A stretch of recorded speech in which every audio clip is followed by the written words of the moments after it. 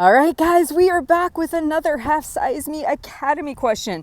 These are questions that came from our delightful Academy members, and we got hit with so many that I figured I'd share some of the wealth here and do the recordings one-off so that way you guys get a chance to hear some of the responses to these, because I know these would probably be the questions you would have too. So this one, we're going to call her T. T says, I'm new. I had a good first day until about 10 p.m. Remember, guys, nothing good happens after 10. When I had my last snack and I finished it, and then I felt satisfied, but immediately had the thought, I have cookie dough in the freezer and I could bake it and I wasn't hungry, but I immediately got up and baked the cookies. She goes on to say, I feel stuffed and I'm mad now. I listened to the Thinking Leads to Eating video series. Excellent job. And she says, it basically said that something happened that stressed or upset me, and my lower brain tries to solve the problem with food.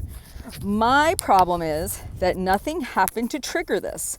The thought just popped in my head. This happens to me all the time. I can't identify anything that happened to stress me out. The thought just comes to me and I immediately act on it with very little thought. It's just a habit. What do I do to stop it, T? All right, so I love this question because I think we often do this. We're looking in the wrong direction. T heard the videos, which by the way, I'm so grateful she actually watched them and paid attention, but she's looking at the what caused it, not the how do I respond to it part. So we don't need to know. And unfortunately, I think a lot of us have spent a lot of years in therapy, which therapy totally helped me in my journey. But I didn't stay in therapy perpetually because I felt I was rehashing the same things over and over and over again. Once I got a lot of stuff off my chest and I worked through it, I actually stopped going to therapy because for me personally, I was ready to move past some of those issues that I had. But when we kind of keep regurgitating the why did this happen? Why did this happen? Why did this happen? We often lose sight of, but what am I going to do about it? That's the side I want you to kind of look to here, T, with this. The urge to have the cookies, it's a habit.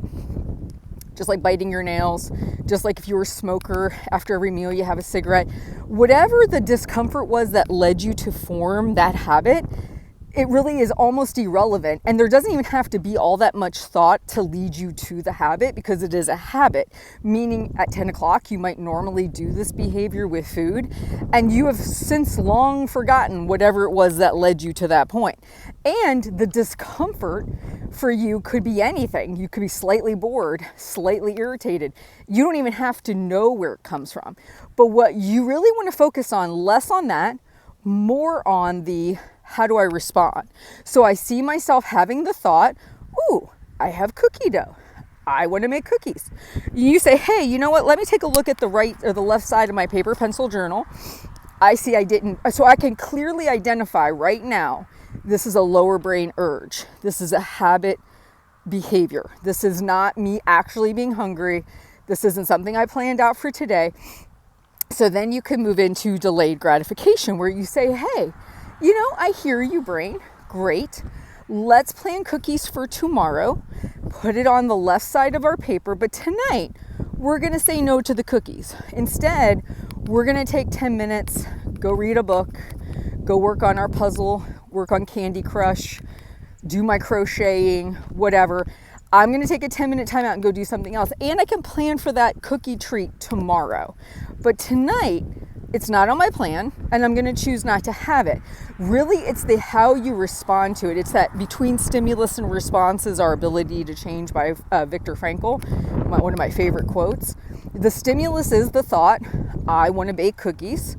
The response is you got up and you made cookies. There's a whole lot of time in between there that a different decision can be made. And it's really just seeing that connection and choosing to put a 10-minute time out in.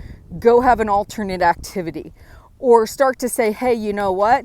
We can have the cookies, but we're going to wait 10 or 20 minutes to do it. We're going to do this other activity first. That's your ability to change the habit, not always the identifying why am I having the thought I'm going to bake cookies.